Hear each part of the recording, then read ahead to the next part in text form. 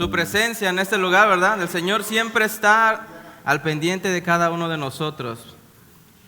El tema de la semana pasada, del servicio pasado, se llama Aprendiendo a Esperar. Vimos la primera parte de ese tema. Hoy vamos a terminar esta segunda parte. Y para resumir rápido y para retomar la predicación del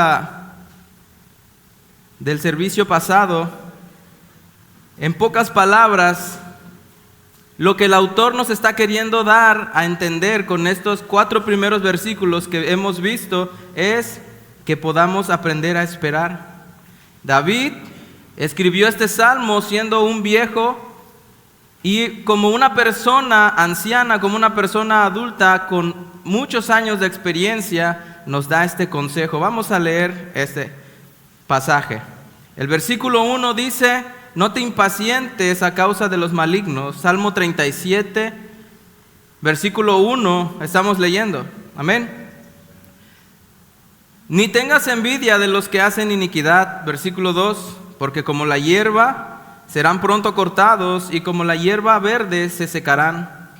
El versículo 3 dice: confía en Jehová y haz el bien, y habitarás en la tierra y te apacentarás de la verdad.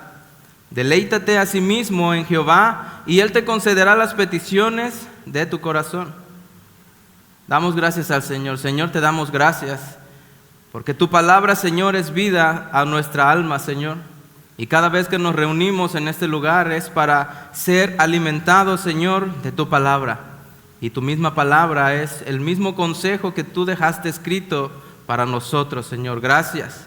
Enséñanos cada día, Señor, a ser sensibles a tu voz y que podamos, Señor, esta tarde comprender el propósito al cual tú nos has llamado a esta tierra y a esta grande salvación que tú nos has dado.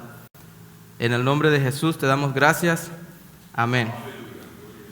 Como le decía, en pocas palabras, lo que hablamos el servicio pasado, este salmo por medio de David, es que aprendamos a esperar, tomando en cuenta todas las circunstancias y que aprendamos a vivir de una manera agradecida con lo que Dios nos da y como Él nos ha bendecido, sin envidiar nada a nadie.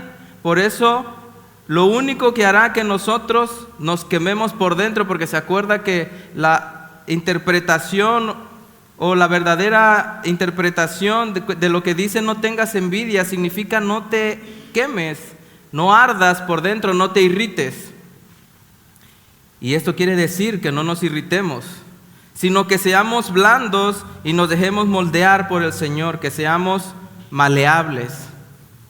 Y el primer resultado que podemos tener en nuestra vida cuando confiamos en Dios es deleitarnos, como él dice el versículo 4.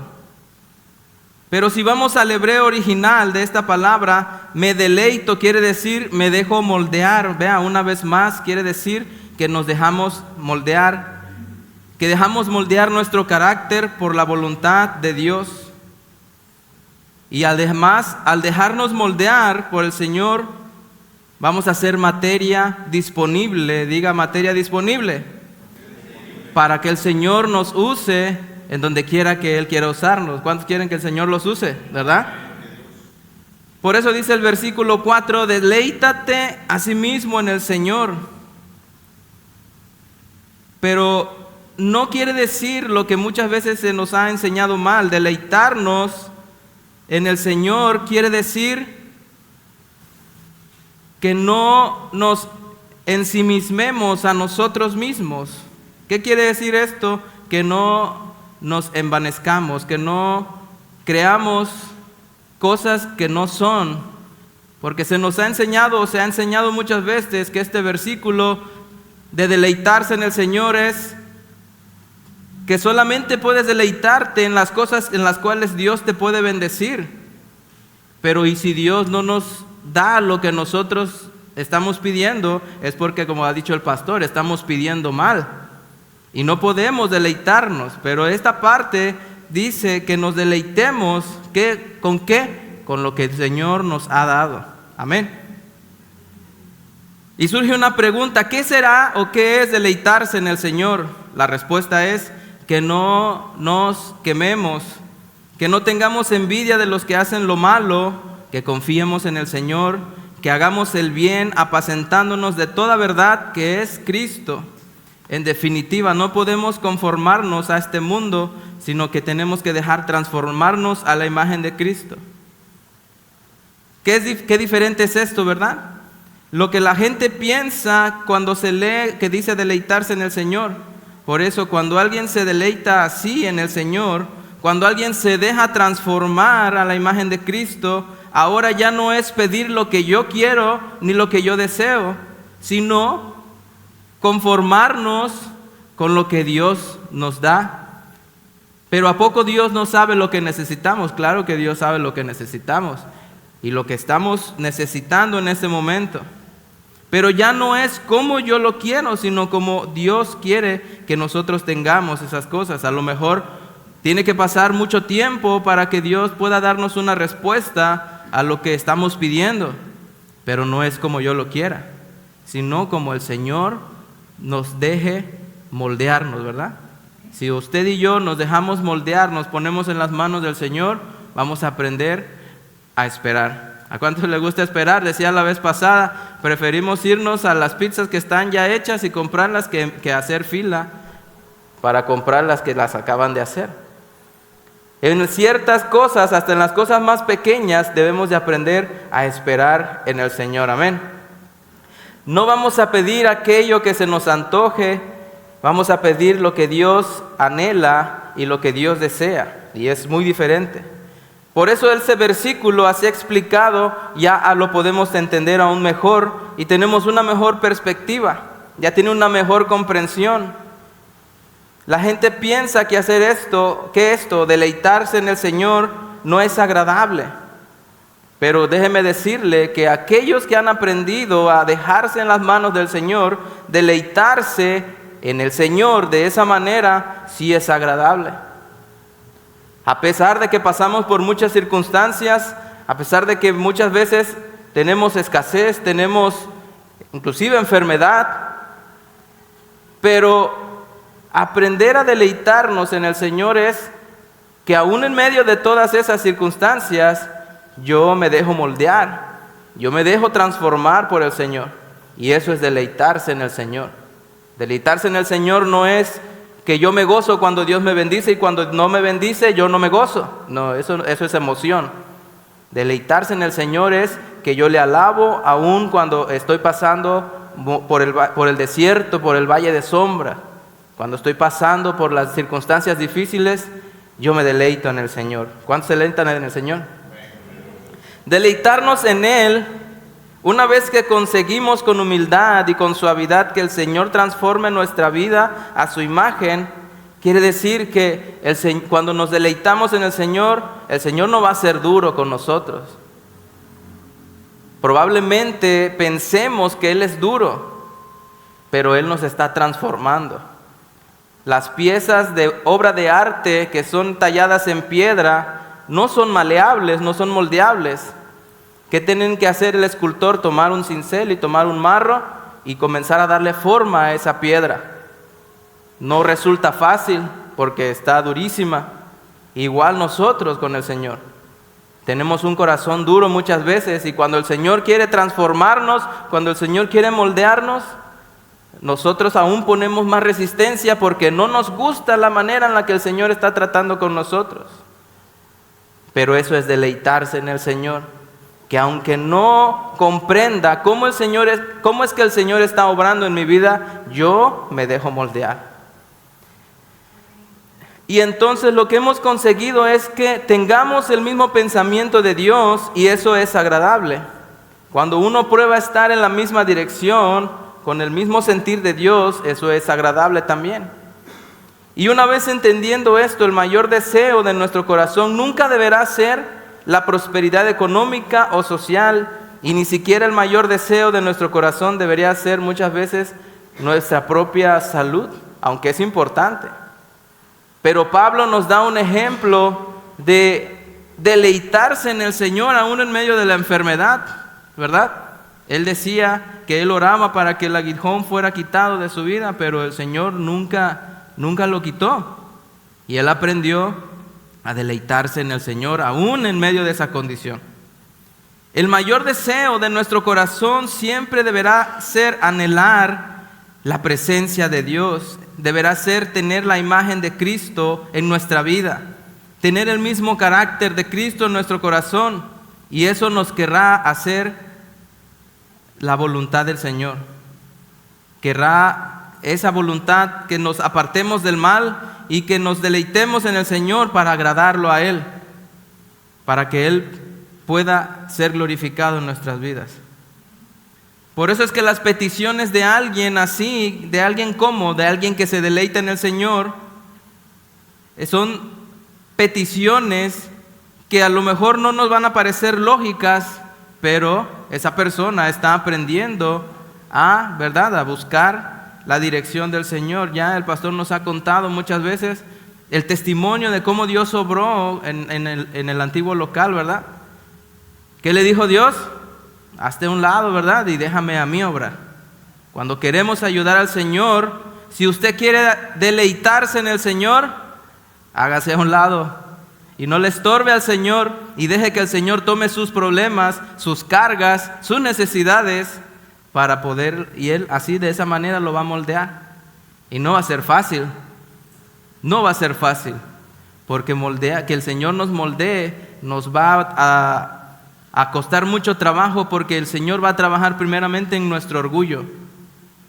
Cuando hay orgullo en nuestro corazón, podemos venir a la iglesia, podemos venir y cantar, inclusive predicar, pero cuando hay orgullo y el Señor quiere obrar en nuestras vidas, quiere moldearnos a su imagen, y el Señor ahí va a empezar con el marro y el cincel a querernos moldear. Esto es fundamental para la vida del cristiano. Y hay mucha diferencia entre el cristiano que se deja moldear y el que no se deja moldear. El cristiano que se deja moldear y se deleita en el Señor se hace una persona piadosa.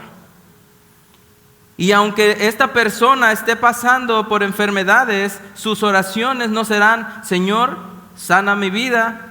Y una vez que lo ha sanado, se olvida de la bendición y del milagro que el Señor hizo. Pero cuando una persona que se deleita en el Señor, sus oraciones serán pidiendo por sanidad para que el Señor siga usándolo para la obra de Dios. Y nunca más se va a olvidar de lo que Dios ha hecho. Vamos a ir a Efesios capítulo 1, versículo 16 al 19. Y como les decía, Pablo nos da un ejemplo de una oración de un hombre piadoso. Efesios capítulo 1, versículo 16 al 19 dice: no ceso de dar gracias por vosotros, haciendo memoria de vosotros en mis oraciones, para que Dios de nuestro Señor Jesucristo, el Padre de la gloria, os dé espíritu de sabiduría y de revelación en el conocimiento de Él, alumbrando los ojos de vuestro entendimiento, para que sepáis cuál es la esperanza a que Él os ha llamado, y cuáles las riquezas de la gloria de su herencia en los santos, y cuál es la supereminente grandeza de su poder para con nosotros los que creemos, según la operación del poder de su fuerza. Fíjese bien que el versículo 16, Pablo oró por nosotros. Dice: oro por vosotros. El versículo 17 dice: oro para que tengas sabiduría y conocimiento de Él.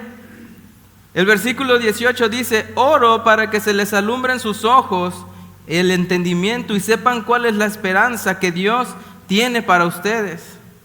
El versículo 19 dice: oro para que entiendan la grandeza de Dios y su poder para con todos nosotros. Fíjese cómo Pablo entendía que era deleitarse en el Señor. Él oraba por sus hermanos de las iglesias que él había establecido. Y en la mayoría de sus cartas siempre él decía: oro para que sean prosperados, oro para que el Señor alumbre los ojos de su entendimiento, como decía aquí a los Efesios. Y esto es estar alineado con la voluntad de Dios. Esto es algo muy diferente a eso que vemos por ahí cuando oímos y sacan este versículo 4 del Salmo 37 de su contexto, cuando te dicen que sientes bonito porque cantas a Dios.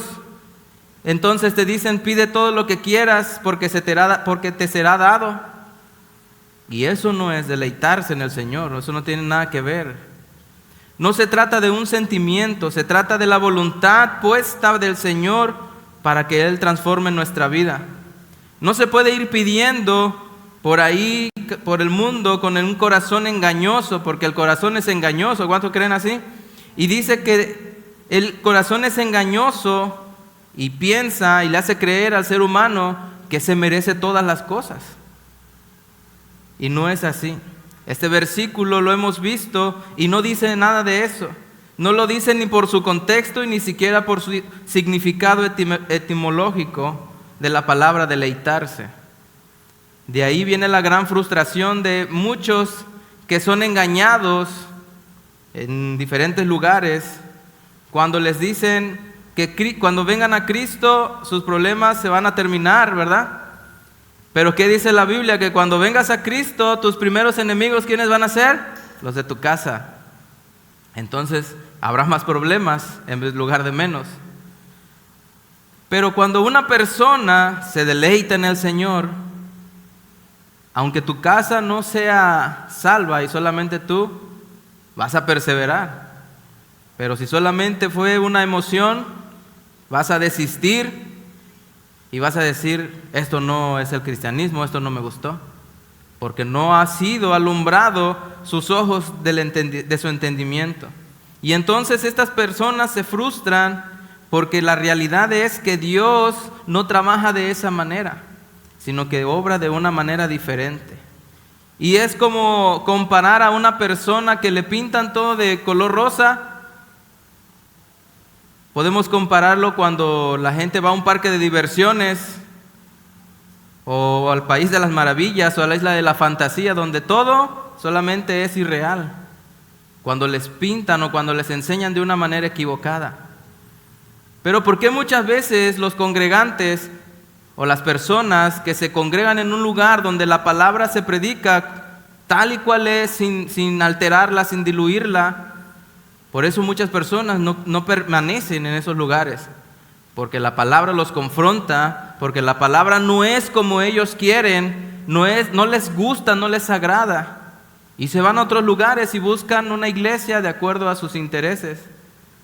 Y eso no es deleitarse en el Señor, porque si yo me deleito en el Señor, es que aunque la palabra no me guste o la palabra esté confrontando mi vida, yo voy a permanecer. Porque el Señor quiere que yo crezca en conocimiento, ¿verdad? En la madurez de nuestra vida. Y ahora, ¿qué es lo que alguien debe hacer cuando ya tiene un corazón deleitado? O sea, cuando su corazón ya está moldeado a la voluntad de Dios. Vamos a ir al versículo 5 del Salmo 37. Cuando una persona ya se ha deleitado, ya ha comprendido lo que es el deleite del Señor, dice, ¿qué es lo que tiene que hacer? El versículo 5 nos dice, encomienda a Jehová tu camino y confía en Él y Él hará.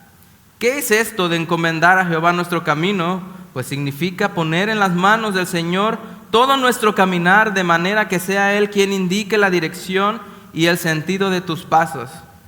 Muchas veces esto lo vemos directo en la Biblia y vamos a ver directamente en la Biblia lo que el Señor quiere para nuestras vidas.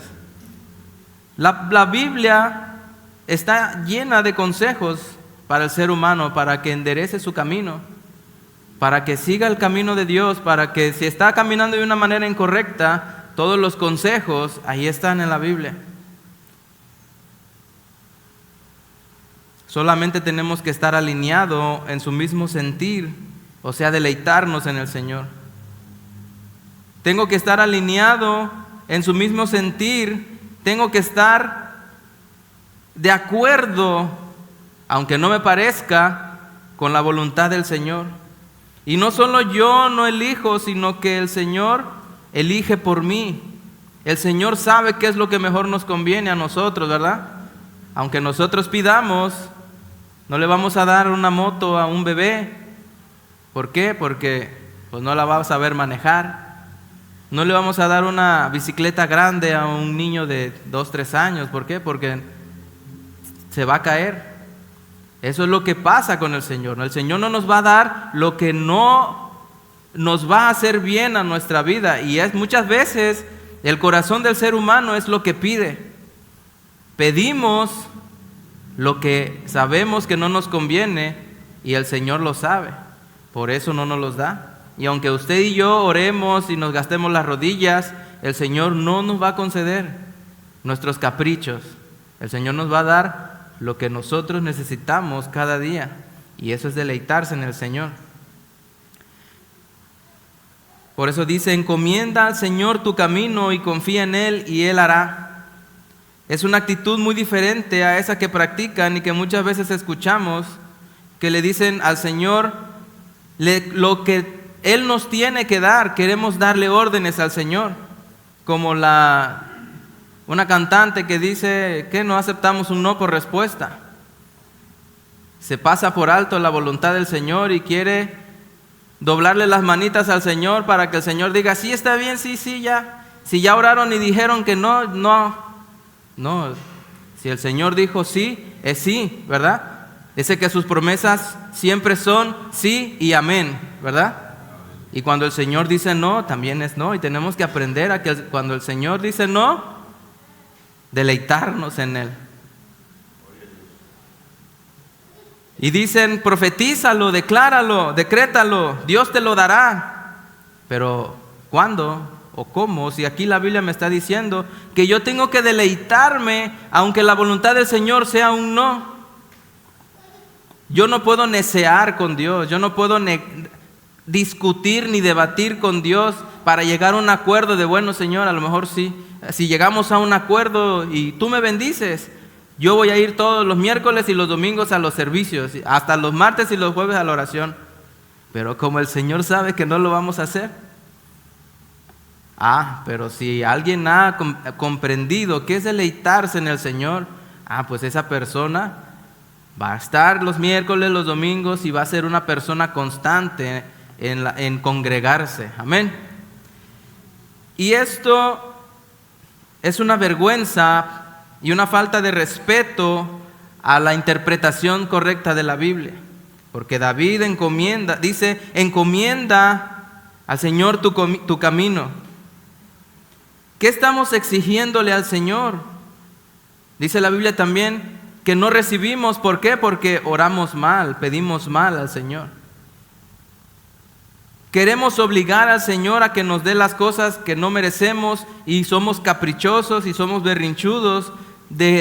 Yo quiero aquello que tiene esa persona. Yo no lo tengo, pero yo lo quiero. Señor, dámelo. Y bendíceme, y hasta nos hacemos muy espirituales, ¿verdad? Porque Señor, yo me lo merezco, porque yo te sirvo, porque yo estoy en un ministerio, ¿verdad? Pero ¿nos deleitamos en el Señor? ¿O solamente exigimos? Como muchas veces nuestros hijos, ¿verdad? Papá, cómprame que esto y cómprame lo otro. Pero no cooperan en la casa, no hacen qué hacer, no levantan sus zapatos, no se involucran en las actividades de la casa. Cuando un hijo tiene ese compromiso en la casa de los padres, ¿verdad? Hasta el padre, sin que se lo pida, premia o recompensa la actitud del hijo. Solamente recordemos cuál es el destino de aquellas personas impías que probablemente están siendo prosperadas, y lo vimos en el servicio pasado, que le envidiamos cosas a las personas que no conocen del Señor. Y decimos, ¿por qué si Él que no te sirve, que no te conoce, es prosperado, y yo que te sirvo, que soy hijo de un rey, que es el dueño del oro y la plata, yo estoy padeciendo, ¿verdad? Proverbios 16:3 dice, y pareciera que aquí Salomón se puso de acuerdo con su papá para escribir este proverbio, y dice, encomienda a Jehová tus obras, y tus pensamientos serán afirmados. Y esto es lo que significa, si tú y yo tenemos comunión con Dios, y si ponemos todo en sus manos, Él nos confirmará o no pensamientos que tenemos de que el Señor nos va a bendecir o no nos va a bendecir. Todas nuestras obras tienen que ser encomendadas al Señor. ¿Para qué? Para que nuestros pensamientos no anden divagando por allí. Que el Señor afirme nuestra mente y nuestros pensamientos en Él y en su voluntad. Y esta sensibilidad de encomendar a Jehová nuestras obras viene de haberse negado a nosotros mismos, de habernos negado a nosotros mismos. Ya no tenemos pensamientos de nuestros, sino que ya nuestros pensamientos se vinculan con los deseos del Señor. Esa sensibilidad que es tan necesaria para poder escuchar al Señor solo proviene de haber muerto a nosotros mismos. Ahora ya no escuchamos nosotros. Como ya hemos muerto a nosotros mismos, escuchamos lo que el Señor nos habla. Cuanto más muerto esté yo a lo mío, que lo vestimos de piedad. Diga conmigo, lo vestimos de piedad. Cuando más muerto esté yo a lo mío, que lo vestimos de piedad. Cuando más muerto esté a eso, más escucharé la voz de Dios. Cuando usted más entregue su voluntad al Señor y le permita a Él obrar en su vida, más sensible se hará a la voz de Dios. Cuando ponemos nuestra vida de verdad en las manos del Señor en todos los aspectos de nuestra vida, es cuando dejamos que Él actúe, y cuando Él haga, entonces veremos su gloria. Vamos al versículo 6 del Salmo 37. Dice: exhibirá tu justicia como la luz y tu derecho como al mediodía. Él hará y Él exhibirá. Dice que son verbos que desgraciadamente para nuestra impaciente forma de ser están conjugados en futuro. Hará y exhibirá. Es un tiempo futuro. No somos nosotros quienes decidimos cuándo Él hará ni cuándo Él exhibirá. Lo que sí sabemos es que Él lo va a hacer, ¿verdad? Y Abraham le prometió una descendencia cuando Abraham tenía 75 años. Y él recibió esa promesa cuando tenía 75 años. Isaac, su hijo, nació cuando Sara, su madre, tenía 90 y Abraham, su padre, tenía 100. Para Abraham y Sara tener un hijo después de esta promesa no solo era difícil, es que además desde un punto de vista biológico era muy imposible. Y si a esto le sumas que Abraham tardó 25 años en ver su promesa cumplida, la lección que podemos entender es esta: solo después de la fe viene la justicia. Nuestro Señor es justo para con todos sus hijos. Y esa justicia de Dios llega no cuando nosotros queremos, llega cuando Él hace llegarla. No antes, no después, ni aunque yo me ponga de cabeza. Va a llegar cuando el Señor diga que va a llegar. Por eso dice el título de la predicación: aprende a esperar. Y cuando el Señor lo haga, dice que cuando esto llegue a nosotros, cuando Él haga con nosotros, dice el versículo, todos lo verán. Y lo verán como la luz, las cosas a la luz del día, no con sombras. Dice claramente y sin ninguna duda. Pero no será cuando yo quiera, será cuando Él lo decida. Y eso es lo que más nos cuesta aceptar. Y que a veces le decimos como que ya te tardaste, Señor. Como que yo lo quería para ayer, pero ya pasaron varios días. Pero el Señor no está sordo, ni tiene demencia. El Señor se acuerda de todas tus promesas, pero dice que Él las va a cumplir de acuerdo a como usted y yo nos deleitemos en el Señor. Lo que quiero decir es, por decir, este mensaje en lo personal a mí me está costando mucho trabajo, pero es algo que el Señor me dijo que yo hiciera. Porque cada parte que yo escribo, el Señor me confronta y llega al punto en que mi cabeza se funde y no puedo entender. Y esa parte cuando dice, deleítate en el Señor, a pesar de que usted y yo no entendamos nada y estemos pasando el mismo proceso, cuando estemos pasando por el mismo desierto, el Señor hará resplandecer su justicia. Y dice que no lo va a hacer solamente en las sombras. Dice que cuando el Señor haga resplandecer su justicia en nuestras vidas, dice que lo va a exhibir como la luz del día. Y todos lo verán. Y todos los que están contigo se van a gozar. ¿Por qué? Porque el Señor mostrará su gloria en tu vida. ¿Cuántos dicen amén? Y cada parte que yo escribo, el Señor me enseña. Y me confronta y me amonesta. Y yo digo, Señor, pero si tú me estás enseñando a mí, ¿cómo yo voy a enseñar? Es que así aprendemos. Y con los dichos de nuestra boca, el Señor nos enseña cada día también a deleitarnos. Yo creía igual que deleitarme en el Señor era cuando el Señor me bendecía. Pero me encuentro que aunque el Señor no me bendiga, yo tengo que deleitarme en Él. Que aunque yo estoy viendo todas las circunstancias difíciles, tengo que deleitarme en el Señor. No hay nada más hermoso y más placentero que Él sea quien exhiba su justicia como a la luz y nuestro derecho como al mediodía. Pero cuando todavía no vemos que eso sucede, cuando vemos que Dios todavía no ha mostrado su justicia en nuestras vidas y cuando vemos que Él no ha hecho resplandecer aún la luz en nosotros, nos desanimamos y nos preguntamos, Señor, ¿qué es lo que tengo que hacer? Bueno, estamos hablando de aprender a esperar en el Señor y Él lo va a hacer y está hablando de un tiempo futuro. ¿Cuándo? No lo sabemos.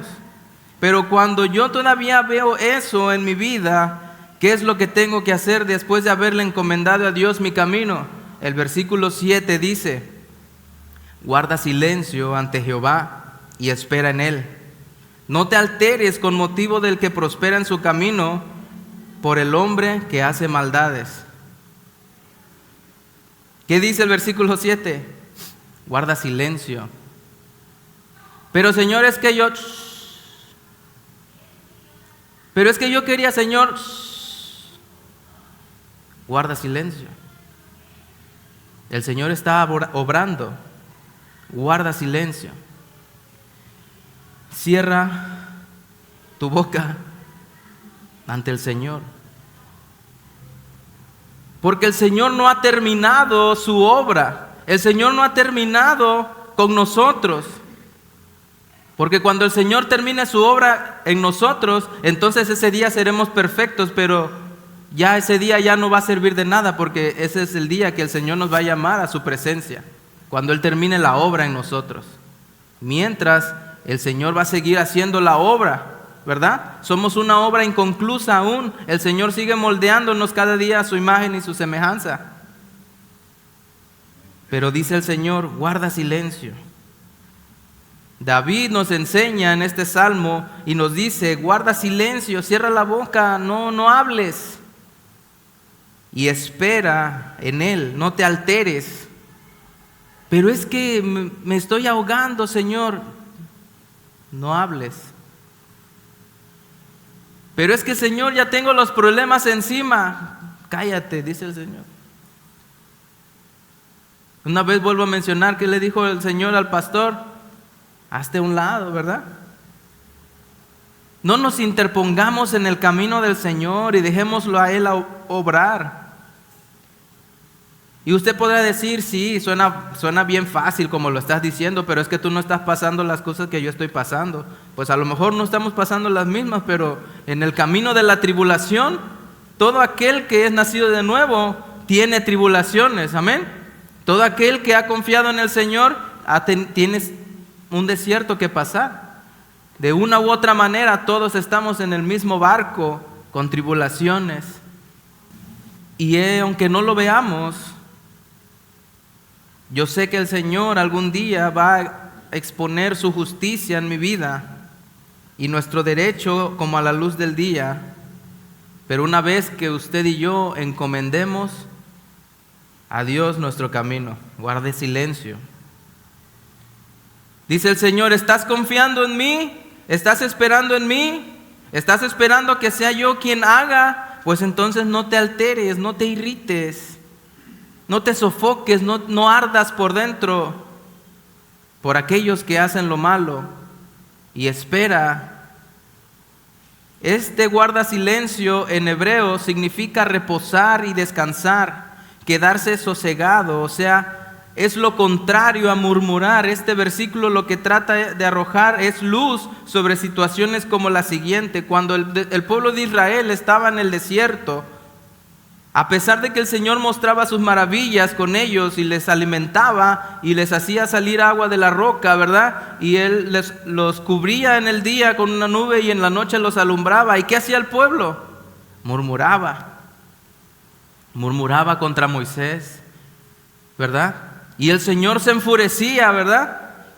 ¿Y cuántas veces no estuvo a punto de fulminarlos? Pero ¿qué? Moisés decía: no, Señor, pues intercedía por el pueblo. A veces cuando estamos siendo perseguidos o afligidos injustamente y decidimos encomendar nuestra causa al Señor, dejando que Él sea quien que haga, porque sabemos que Él va a exhibir nuestro derecho como a la luz del mediodía. Por eso el Señor nos dice: guarda silencio, no te alteres, no te sofoques,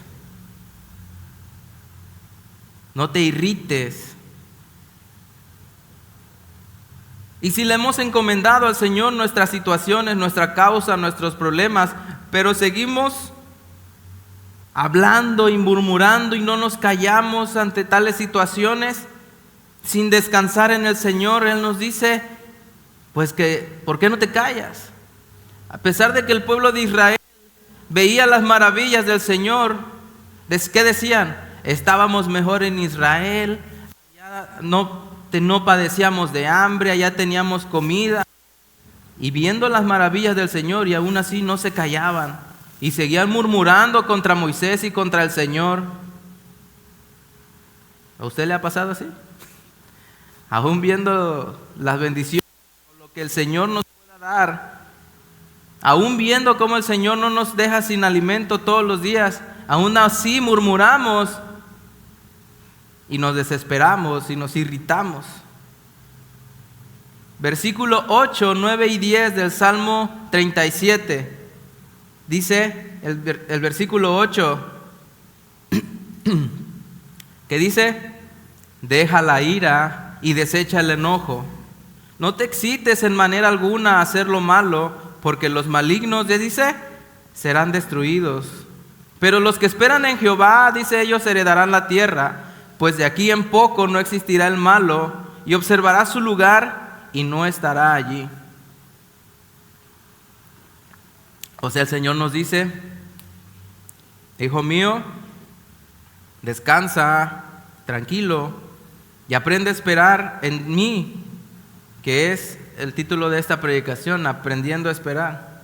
Si algo nos ha enseñado David en estos primeros 11 versículos de este salmo, es que tenemos que aprender a esperar en Dios y confiar en Él y en su justicia. Y que si así lo hacemos, dice que nuestro camino va a ser prosperado y nos va a ir bien. Además, ¿para qué envidiar a alguien que va a ser destruido? Y eso, me voy a regresar al versículo 2, dice: porque como hierba serán pronto cortados, y como la hierba verde se secarán. ¿Por qué hemos de ver o envidiar a alguien que no va a durar, que su camino en esta tierra va a ser corto, cuando la promesa del Señor es que nosotros heredaremos la tierra y que tenemos una esperanza en Él, ¿verdad? Tenemos una esperanza, y Él dijo que Él vendría por su pueblo. Dice, o sea, que descansemos en el Señor. Y surge una pregunta: ¿Cómo es alguien así? ¿Cómo es alguien que guarda silencio? ¿Cómo es alguien que se calla ante el Señor? ¿Es alguien que ha aprendido a esperar en Él? ¿Cómo es alguien que no se irrita tan fácilmente? Que no guarda rencor, que confía en Dios, que se deleita en Él, que se deja transformar a su imagen. ¿Cómo es alguien que encomienda al Señor su camino? ¿Cómo es alguien que tiene ese carácter? ¿Cuál carácter? El carácter de Dios. Y ese alguien lo vamos a encontrar en el último versículo que vamos a ver esta tarde, el versículo 11. Dice: pero los mansos heredarán la tierra y se recrearán con abundancia de paz. Ser mansos es un carácter, no es una condición mala del ser humano. El ser manso es tener el carácter de Dios, lo dice en Mateo capítulo 5, versículo 5. Dice: bienaventurados los mansos, porque ellos recibirán la tierra por heredad. Y fue con la llegada del Señor que la revelación sobre la heredad de la tierra, que es el trasfondo de todo lo que estamos leyendo en este Salmo 37, fue la llegada del Señor en este sentido de la heredad de la tierra, no como retribución que se les va a dar a aquellos que son sus hijos, sino se ve de una manera más clara. Y es a la luz de la tercera bienaventuranza de Mateo 5:5 que podemos entender mucho mejor todo este Salmo.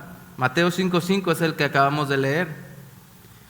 Y especialmente estos versículos que hablan de la heredad. Pero ¿cuál es esa tierra para nosotros y cómo es ese manso del versículo 11? Es evidente que esta tierra para nosotros sea el cumplimiento de la promesa que se nos tiene reservada para el futuro. La tierra prometida por heredad son el cielo nuevo y tierra nueva, de la cual habla Apocalipsis 21. Pero es algo más que eso. Siendo esto lo más importante y siendo lo más glorioso, nosotros tenemos, dice, otra tierra prometida antes de llegar a esa. Y esa tierra está aquí y la podemos disfrutar gracias al año del jubileo para nosotros.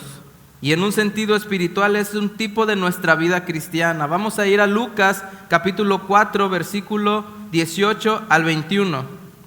Es muy curioso observar y leer en la sinagoga que aquel día de reposo Jesús leyó este pasaje de Isaías 61 que hace referencia al año del jubileo, y además Él se detuvo en una parte bien importante y no siguió leyendo, que vamos a leer Lucas capítulo 4 versículo 18. Dice: el Espíritu del Señor está sobre mí, por cuanto me ha ungido para dar buenas nuevas a los pobres.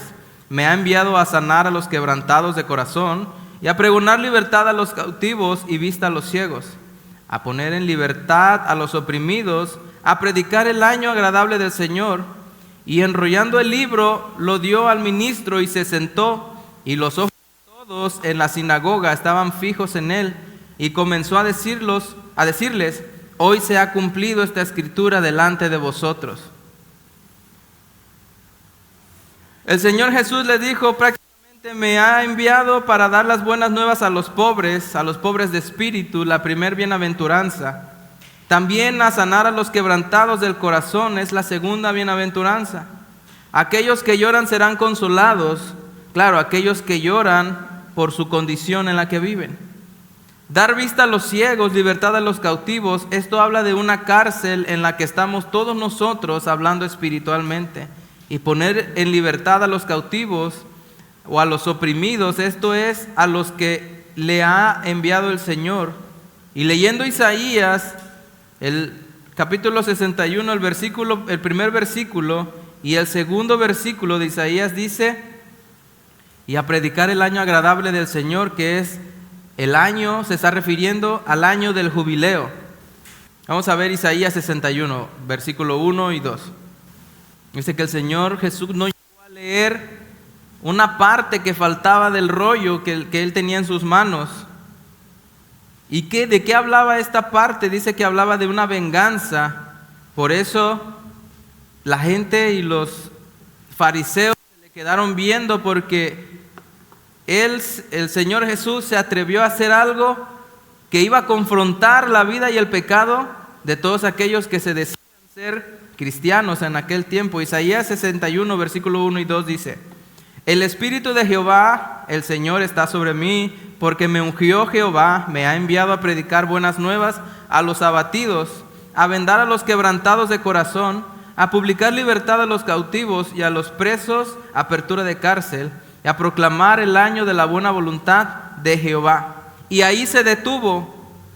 Decimos que el año del jubileo es un sentido espiritual. ¿Y qué es lo que no leyó y que venía justo después en el pergamino que tenía el Señor Jesucristo?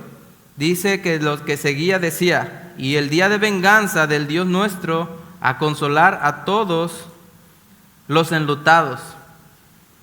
No leyó esto porque todavía no había llegado. Él llegó en ese momento a proclamar las buenas nuevas, a proclamar el año de la buena voluntad del Señor, y ese día todavía no ha llegado.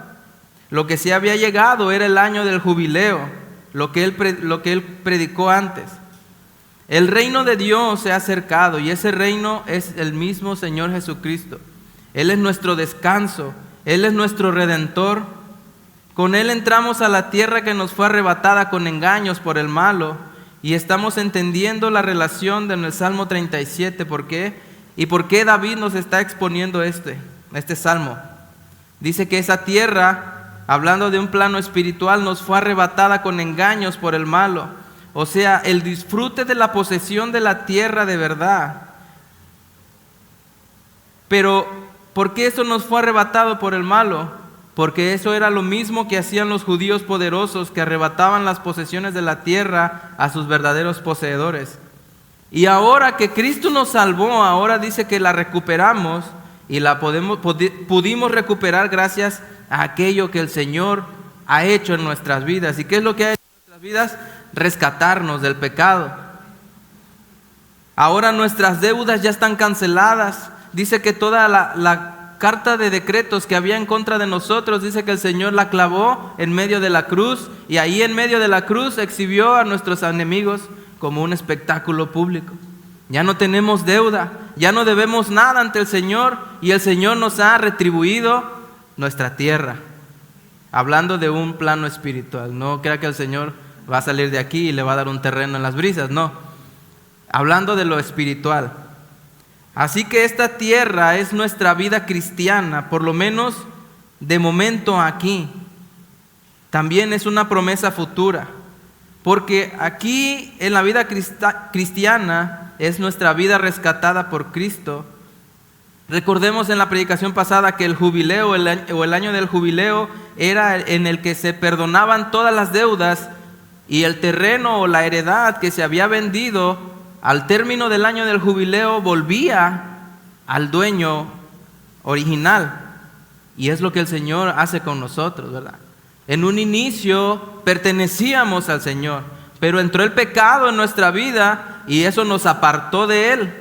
Pero ahora que una vez más el Señor nos ha dado ese perdón, una vez más entramos a su perdón, tenemos la salvación, y Él nos ha restaurado todo lo que el Señor tiene para nosotros.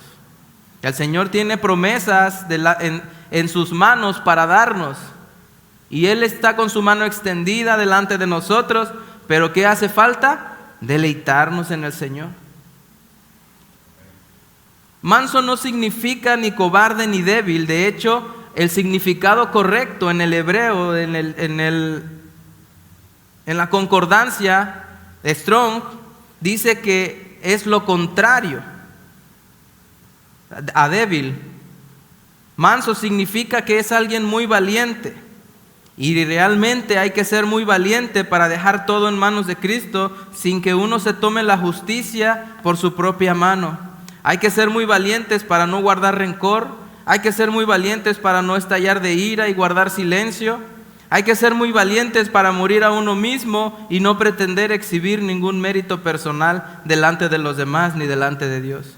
Dios sabe que no es fácil, por eso nos anima y nos alienta a través de su palabra. Si fuera fácil ser manso, no necesitaríamos que Él nos acompañara todos los días hasta el fin del mundo.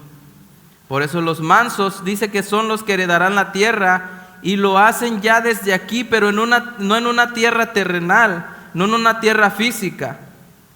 sino en una tierra espiritual, y esa tierra es nuestra vida. Y si nuestra vida es esa tierra espiritual, la palabra del Señor es esa semilla que cae a tierra y trae el fruto a su tiempo.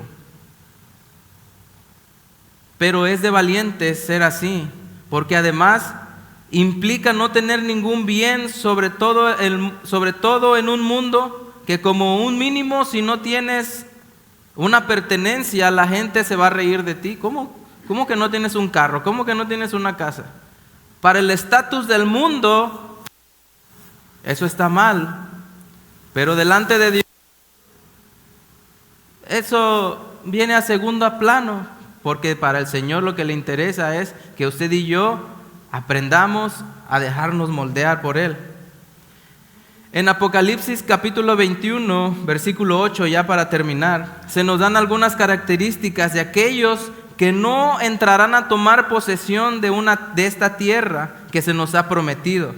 O sea, de aquella tierra a la que no entrarán a tomar posesión, que es un cielo nuevo y una tierra nueva. Apocalipsis 21, versículo 8 dice: pero los cobardes e incrédulos, los abominables y homicidas, los fornicarios y hechiceros, los idólatras y todos los mentirosos tendrán su parte en el lago de fuego que arde con fuego y azufre, que es la muerte segunda. Vea que dice, ¿cuál es lo primero que menciona? Los cobardes. No es cobarde el que porque tengas miedo de pelearte con alguien. Cobarde porque no fuiste valiente, no fuiste manso para realmente entrarle a las cosas del Señor. Porque, ¿verdad? Dice que el reino de Dios sufre violencia, ¿verdad? Y solo los valientes lo arrebatan. El Señor está con sus manos puestas delante de nosotros para bendecirnos. Pero necesitamos ser mansos como Él, y que ese carácter sea y se vea reflejado en nosotros. Y ser mansos no es símbolo de ser débil. Al contrario, ser manso es símbolo de tener valentía.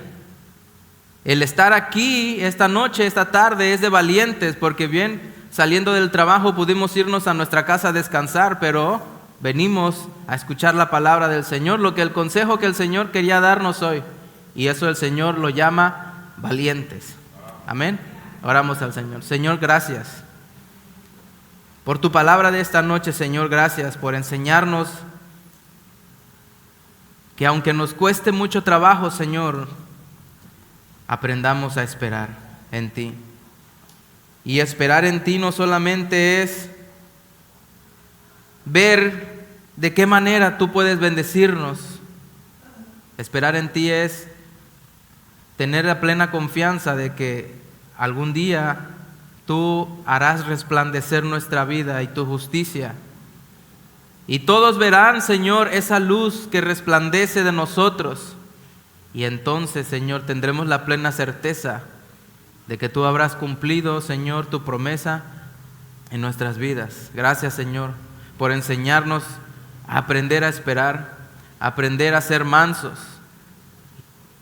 Y ser mansos es ser valientes para poder arrebatar el reino de los cielos. Gracias, Señor. Llénanos cada día de tu palabra. Que nuestra copa, Señor, pueda estar rebosando cada día, pues tu palabra es ese alimento y es ese bálsamo a nuestras vidas. Señor, que cada día que pase podamos estar en tu presencia, porque estando en tu presencia, Señor, hay plenitud de gozo. Estando en tu presencia podemos estar seguros, Señor, de que ni lo alto, ni lo profundo, ni la muerte, Señor, ni la vida, ni ninguna arma forjada, ni ninguna cosa creada podrá separarnos de tu amor, Señor. Gracias, Señor, por tomarnos en cuenta, Señor, para que hoy pudiéramos escuchar tu palabra, porque quizás era la palabra que estábamos necesitando, de aprender a esperar, Señor, en ti. Que tu palabra sea impregnada en nuestros corazones, Señor, y la podamos llevar por obra cada día, Señor, en el nombre de Jesús. Amén.